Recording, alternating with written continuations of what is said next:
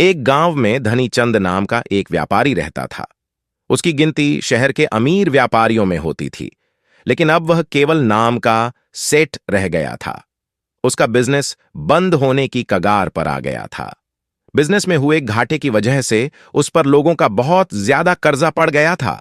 उसके दिन अब गरीबों की तरह कट रहे थे और उसकी हालत का कारण उसका स्वभाव था। वह बहुत ही शांत, सद्भाव, शांत स्वभाव वाला व्यक्ति था। वह दूसरों की बातों पर बहुत जल्दी यकीन कर लेता था, इसलिए उसे मूर्ख बनाना बहुत आसान था। चतुराई उसके अंदर थी ही नहीं। लोगों ने उसके सरल स्वभाव का फायदा उठाकर उसे इस हालत में पहुंचा दिया था। उसके कुछ चतुर दोस्तों, रिश्तेदारों और अन्य व्यापारियों ने उसके खिलाफ साजिश रचकर उसे अपनी चिकनी चुपड़ी बातों में ऐसा फंसा लिया कि उसका बिजनेस बंद होने की कगार पर पहुंच चुका था। इसके पीछे का तर्क भी मैं आपको दूंगा। और कोई बात ऐसी है जो मुझसे छूट गई या मैं नहीं बता पाया तो कमेंट सेक्शन में जरूर बताना। इससे पहले कि आप इस बौद्ध कहानी में खो जाएं, इस चैनल को सब्सक्राइब जरूर कर लें। तो चलिए कहानी शुरू करते हैं। धनीचंद सेठ इन चालाक लोगों की बातों को समझ नहीं पाया था, लेकिन अब वह अंदर से टूट चुका था। अब उसे अपनी गलतियों का एहसास हो रहा था। एक दिन धनीचंद सेठ के सामने उन लोगों की सच्चाई सामने आ जाती है। वह सोचता है कि जिन लोगों को वह अपना समझता था, उन लोगों ने ही उसे धोखा दिया है, जिसके कारण सेठ हमेशा अपनी हालत के बारे में सोचता रहता और खुद को कोसता रहता। अब उसके दिन बहुत ही तनाव वाले और उदासी के साथ बीत रहे थे। उसकी पत्नी अक्सर उससे झगड़ा करती रहती। अन्य सेठ अब अपना कर्जा मांगने के लिए हर रोज उसके घर पर आते। एक लंबी सेठों की भीड़ ने उसे बहुत ही ज्यादा गहरे सदमे में डाल दिया था। वह अब उन सेठों से बचता बचाता छिपने लगा। अपनी इस हालत से परेशान होकर उसने आत्महत्या करने का फैसला किया और वह आत्महत्या करने के लिए दूर एक पहाड़ी की ओर चल पड़ा। रास्ते में उसे एक महात्मा की कुटिया दिखाई दे। कुटिया में बहुत शांति और सुकून था। सेठ धनीचंद ने देखा कि उस महात्मा के सामने कुछ लोग बैठे हुए हैं और वे उनसे अपनी समस्याओं का समाधान पूछ रहे हैं। यह देखकर सेठ को बहुत ही ज्यादा जिज्ञासा हुई। कुटिया से बाहर आ रहे एक व्यक्ति को उसने रोका और महत्व के बारे में वह पूछने लगा।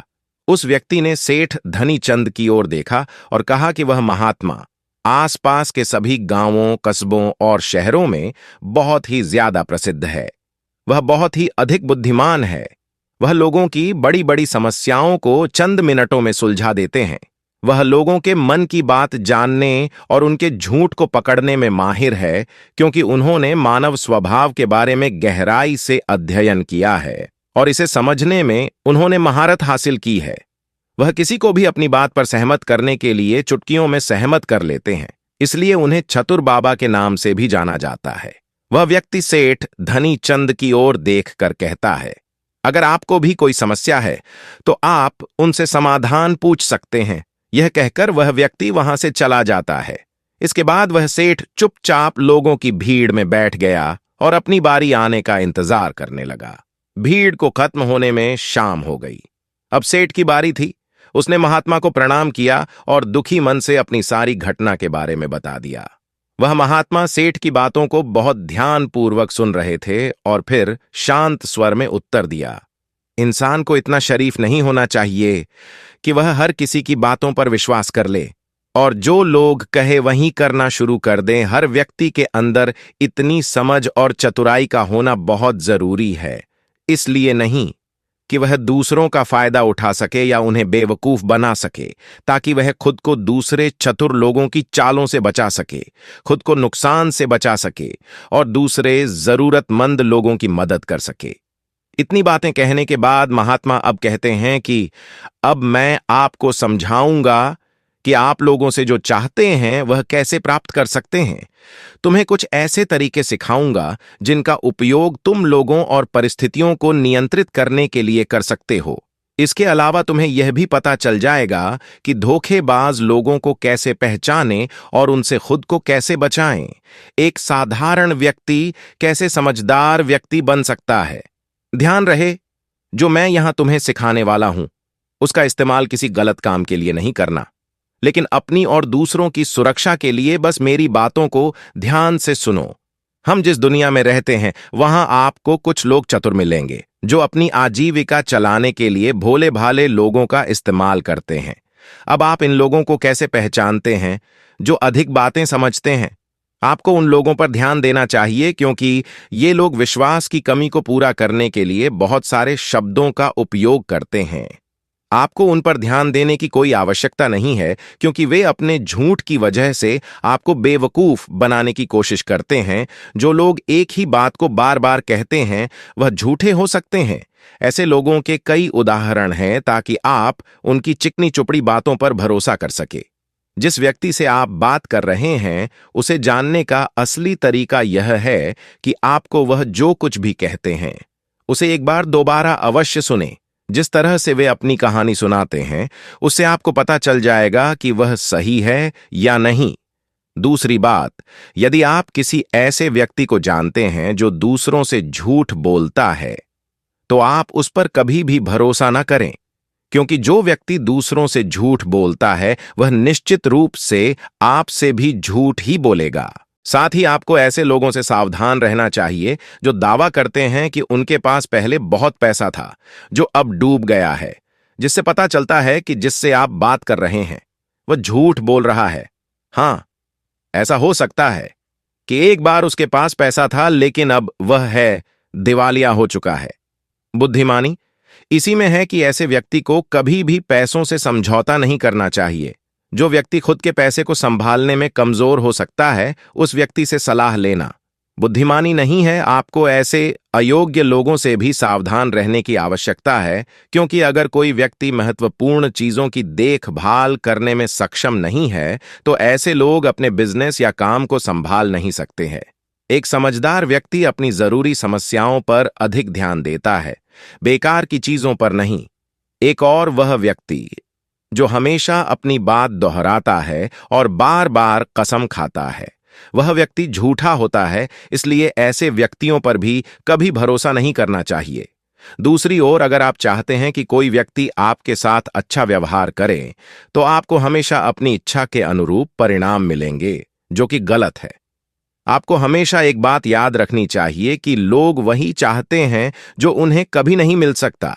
इसलिए अगर आप ऐसा चाहते हैं कि किसी काम को पूरा करने के लिए आप उसे बार बार करें और आप उसे हासिल कर सकते हैं जो खुद फायर नहीं जा सकता, इसके लिए तुम्हें 2 नियमों पर ध्यान देना होगा। पहला नियम, जिस व्यक्ति को आप अपने वश में करना चाहते हैं उसे वह दे जो वह चाहता है या फिर जिसे वह हासिल करना चाहता है। दूसरा नियम, उस व्यक्ति को तब तक देखें अब जब तक वह आपके नियंत्रण में आ जाता है। तो देखिए कितना दुख होता है जब आप उसे वह देना बंद कर देते हैं जो वह चाहता है, जब भी आपको लगता है कि वह आपको हल्के में ले रहा है। इसलिए जो आपने उसे दिया था उसे वापस ले लें। यह बात उस व्यक्ति को एक कमी और खालीपन का एहसास कराएगी जिससे वह आपकी बात दोबारा सुनने को तैयार हो जाएगा। तीसरा नियम, जब कोई व्यक्ति ऐसा व्यवहार करता है जैसे कि वह सब कुछ जानता है तो निश्चित रूप से आप एक ऐसे व्यक्ति से बात कर रहे हैं जिसमें बुद्धि की कमी है। सच तो यह है कि जो व्यक्ति यह मानता है कि वह कुछ नहीं जानता वह अंततः सबसे बुद्धिमान होता है और जीतता है। यदि आप अपने आसपास के लोगों और स्थितियों पर नियंत्रण रखना जानते हैं तो सबसे अच्छा तरीका विनम्र और नम्र होना है। इससे पता चलता है कि आप बाहर के लोगों से झगड़ा नहीं करना चाहते हैं। अपनी शारीरिक भाषा को विनम्र रखें। एक बार जब लोगों को पता चल जाए कि आप बहुत कुछ जानते हैं, आपकी सफलता और विफलता का उपयोग आपके विरुद्ध किया जाएगा। आपकी असफलता पर आपका अपमान होगा और आपकी सफलता पर लोग आपसे नफरत करने लगेंगे। और जब आप लोगों के सामने यह दिखाते हैं कि आप सब कुछ जानते हैं तो लोगों को समझाने की तरकीब अधूरी रह जाती है। लोग आप पर उनका उपयोग करने का आरोप लगा सकते हैं और वे आपको अपनी योजना के साथ आगे बढ़ने का मौका दिए बिना ही मना कर देंगे। लोग हमारे निर्दोष, अज्ञानी और विनम्र होने के कारण हम पर संदेह नहीं करते हैं कि हम उनसे काम ले रहे हैं। जो व्यक्ति अपनी भावनाओं और जज्बातों को छुपाने में माहिर होता है वह दूसरे लोगों को आसानी से अपने वश में कर सकता है। जब लोगों को लगेगा कि आप विनम्र हैं और झगड़ालू स्वभाव के नहीं हैं तो वे आगे आकर आपकी मदद करना चाहेंगे और शायद तब वे आपको अपने बारे में जानकारी देंगे जिसका उपयोग आप उन्हें नियंत्रित करने के लिए कर सकते हैं। और वे आपको यह सारी जानकारी देंगे क्योंकि उन्हें यकीन है कि आप उनसे नहीं लड़ेंगे। जो व्यक्ति यह मानता है कि उसके अंदर सुधार की गुंजाइश है, तो उसके सफल होने की संभावना कई गुना बढ़ जाती है। व्यक्ति के अंदर विनम्रता इसलिए भी आती है क्योंकि वह सोचता है कि उसे बहुत कुछ सीखना है। लेकिन जो व्यक्ति यह सोचता है कि वह बहुत कुछ जानता है, वह आसानी से मूर्ख बन जाता है। साथ ही एक गृहस्थ होने के नाते आपको इस बात पर भी ध्यान देना चाहिए कि आपका पैसा कहां जा रहा है, और उस मेहनत की कमाई को तब तक खर्च न करें जब तक आपको उस पैसे के बदले में वह न मिल जाए जो आप चाहते हैं। इसका मतलब यह है कि अगर आप सामान लिए बिना पैसे देते हैं तो धोखा मिलने की संभावना बढ़ जाती है। ऐसा भी हो सकता है कि अगर किसी ने आपका पैसा पहले ही ले लिया है तो वह अपना वादा नहीं निभाएगा। इसलिए सुरक्षित रहने के लिए उस व्यक्ति को पैसे देने से पहले सावधानी बरतें। जो चीज आप उससे पाना चाहते हैं उसे प्राप्त करें। चौथा नियम। लोगों को समझाने का सबसे अच्छा तरीका यह जानना है कि आप किसका मन बदल सकते हैं और किसका नहीं। यह 100% सत्य है कि आप किसी के मन को अपने अनुसार तब तक नहीं चला सकते जब तक वह आपको पसंद न करता हो। इसलिए जो लोग आपको पसंद करते हैं और आपका सम्मान भी करते हैं, उन्हें अपने तरीके से चलाने की कोशिश करें। लेकिन सही चीजों के लिए इस बात का ध्यान रखें, यदि आप किसी ऐसे व्यक्ति के मन में हेर फेर करने का प्रयास करते हैं जो आपको पसंद नहीं करता है, तो ऐसे में आपका सारा समय और धैर्य बर्बाद हो जाएगा। इसके अलावा जब भी आप ऐसे व्यक्ति को बदलने की कोशिश करेंगे तो वह आपसे बहस करेगा। चाहे आप कुछ भी करें, आप कभी भी ऐसे व्यक्ति के मन को नहीं बदल पाएंगे। आपको अपनी बहस शुरू होने से पहले ही प्रयास करना बंद कर देना चाहिए और याद रखना चाहिए कि केवल आप ही उन लोगों को बदल सकते हैं जो आपको पसंद करते हैं और आपका सम्मान करते हैं। इसलिए यदि आप किसी को बदलना चाहते हैं, सबसे पहले इसके साथ अच्छे संबंध स्थापित करें और इससे दोस्ती करें।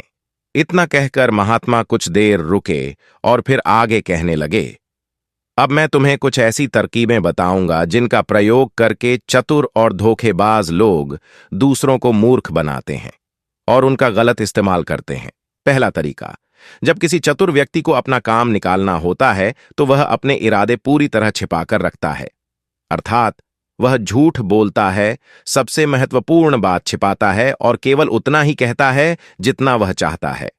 दूसरा तरीका, एक व्यक्ति जो चतुर है दूसरों को गुमराह करना चाहता है। वह जितना संभव हो उतना ध्यान अपनी ओर आकर्षित करना चाहेगा, क्योंकि इस तरह वह किसी समूह का सबसे महत्वपूर्ण हिस्सा बन सकता है, दूसरे लोगों को गुमराह कर सकता है या अपने फायदे के लिए आपके कमरे का इस्तेमाल कर सकता है। तीसरा तरीका, जो व्यक्ति लोगों को गुमराह करता है वह अच्छी तरह से जानता है कि लोगों की भावनाओं के साथ कैसे खेलना है। वह अलग अलग मौकों पर अपने लाभ के अनुसार अलग अलग भावनाएं व्यक्त करता है, लेकिन केवल दिखावा करने के लिए।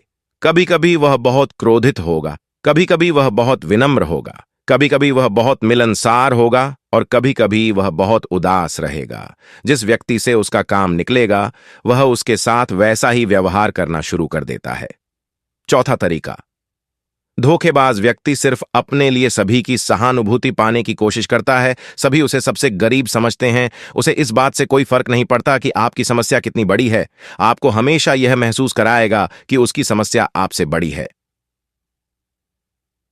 पांचवां तरीका, एक चतुर व्यक्ति जो आपको नियंत्रित करना चाहता है उसकी अपनी इच्छा के अनुसार आपको यह सोचने पर मजबूर कर देगा कि वह आपके जीवन का सबसे महत्वपूर्ण व्यक्ति है।